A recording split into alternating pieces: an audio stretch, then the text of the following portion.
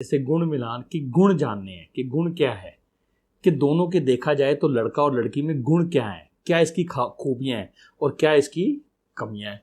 तो नेम से हम किस किस हद तक पता लगा सकते हैं कि इसके अंदर क्या गुण है, इसके अंदर क्या गुण नहीं है।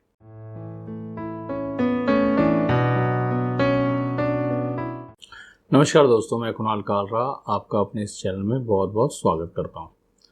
आज हम बात करेंगे गुण मिलान बाय नेम, कि गुण मिलान बाय नेम कह लो आप इसको, या कुंडली मिलान बाय नेम कह लो। नेम से कैसे हम गुण मिलान और कुंडली मिलान कर सकते हैं। देखिए, सबसे पहले मैं बताना चाहूँगा कि हम किसी के बारे में स्पेसिफिकली कैसे जान सकते हैं। बेसिक चीज़ क्या होती है, शादी के टाइम पे सब मिलाते हैं गुण मिलान, कि हमें गुण मिलान करवाना है, ठीक है। उसमें अलग अलग कैटेगरीज होती हैं, वर्ण, वैश्य, ये सारी चीज़ें होती हैं, ठीक है। मगर एक आम इंसान को इससे कोई मतलब नहीं होता। आम इंसान को क्या चाहिए, कितने गुण मिल रहे हैं। इंटरनेट पे फ्री अवेलेबल है, आप वेबसाइट्स देखें कहीं भी। आम इंसान को मतलब होता है कि मेरे कितने गुण मिल रहे हैं। अगर 18 से ऊपर है तो वो खुश है, अगर 18 से कम है तो उसका कोई जोड़ तोड़ निकाल लिया जाता है। यहाँ तक कि अगर आप बोलोगे कि 36 गुण मिल रहे हैं तो उसमें भी कंडीशन लगाने वाले कंडीशन लगा के छोड़ेंगे। कैसे? 36 गुण भगवान राम और सीता माता के भी मिलते थे, तो उसमें भी कहेंगे कि वो दोनों साथ नहीं रह पाए अगर उनके 36 गुण मिलते थे। तो गुणों की जो कैलकुलेशन है वो आम इंसान की समझ से थोड़ी सी बाहर होती है, और एक्यूरेसी भी नहीं आ पा रही है, क्योंकि टाइम चेंज हो चुका है, बहुत चीज़ें चेंज हो चुकी हैं। पहले जाति, वर्ण, ये सब चीज़ों की कैटेगरी में देखी जाता था कि एक शादी हमने करनी है तो रिश्ते इन चीज़ों में मिलाए जाते थे, जैसे क्षत्रिय हैं, ब्राह्मण हैं, वैश्य है, शूद्र हैं, क्या है, इन चीज़ों में।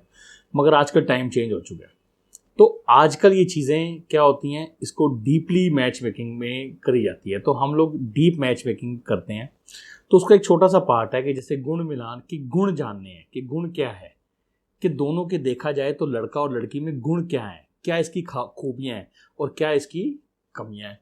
तो नेम से हम किस किस हद तक पता लगा सकते हैं कि इसके अंदर क्या गुण है, इसके अंदर क्या गुण नहीं है। तो जैसे हम एक एग्जाम्पल लेते हैं, ठीक है। एग्जाम्पल हम लेंगे और एग्जाम्पल लेके हम बताएंगे कि कैसे इनके गुण में क्या क्या चीज़ों की प्रॉब्लम आ सकती है। अच्छा, नेम न्यूमोलॉजी का फ़र्क बहुत कम आता है। फ़र्क इसलिए कम आता है, जैसे सपोज़ किसी का नाम विनीत है, ठीक है। अब विनीत नाम है तो ज़रूरी नहीं है कि उसको सारे विनीत ही बुलाएं।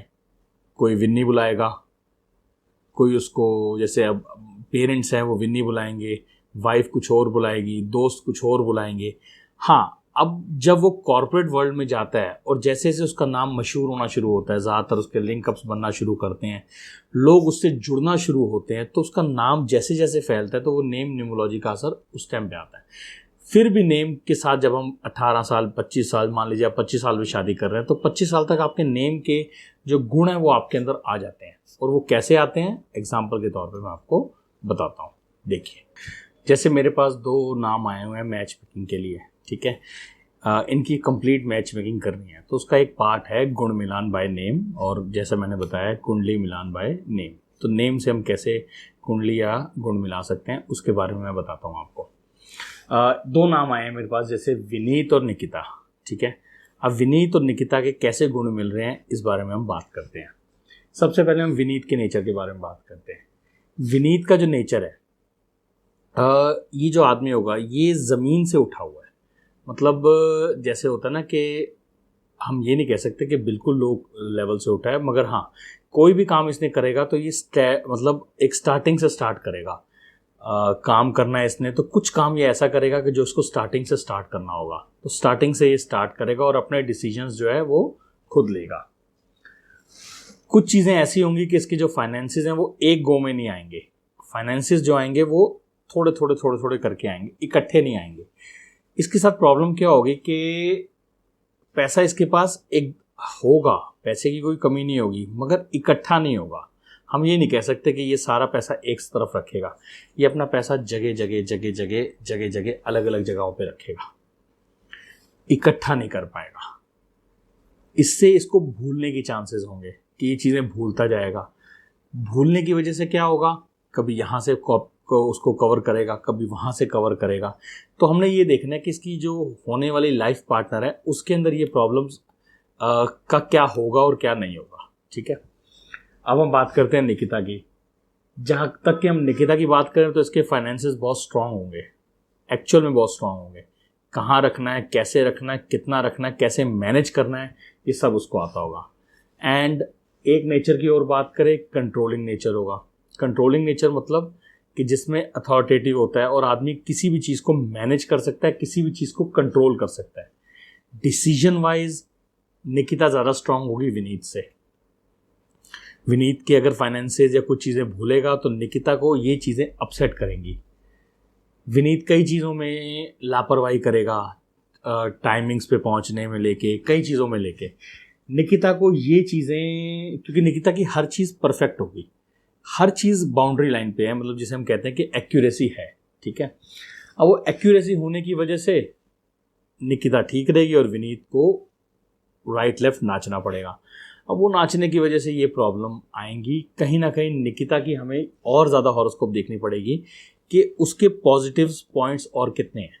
अगर उसके पॉजिटिव पॉइंट्स बहुत ज़्यादा हैं तो वो लीडिंग कैपेबल, कई बार क्या होता है कि लीडर के अंदर बहुत अच्छी क्वालिटीज़ होती हैं कि वो सामने वाले को अपने साथ लेके चलता है, मगर कई बार अगर लीडर ज़रूरत से ज़्यादा डोमिनेटिंग हो तो उसके नीचे का जो स्टाफ होता है वो राइट लेफ्ट भागने लग जाता है। तो इधर हम एक तरह से यही बात है, क्योंकि मैरिड लाइफ में शुरुआत का टाइम तो बहुत अच्छा होता है, इनके टाइम पीरियड्स चेक करने पड़ेंगे।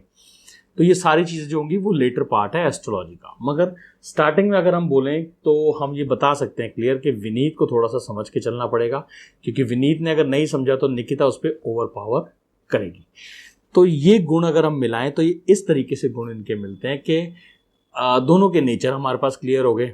नेचर क्लियर हो गए, उस हिसाब से हम कह सकते हैं कि निकिता को अगर विनीत की हॉरोस्कोप स्ट्रांग है तो ये दोनों बहुत अच्छा एडजस्ट कर पाएंगे। क्यों? अगर उसकी हॉरोस्कोप स्ट्रांग होगी, पैसे अच्छे आ रहे होंगे, निकिता उसको मैनेज करेगी, दोनों मिलके बहुत अच्छी लाइफ स्पेंड कर सकते हैं। तो ये कुछ चीज़ें हैं जो गुण मिलान के अंदर हमें ज़रूर देखनी चाहिए। अगर हम ये चीज़ें देखेंगे तो इसमें हमारा ही फ़ायदा है, और ये चीज़ें बड़ी बारीकी से ये चीज़ें आपको नोट करनी चाहिए। तो दोस्तों, इस वीडियो में इतना ही। आपसे फिर मिलूंगा, तब तक के लिए नमस्कार।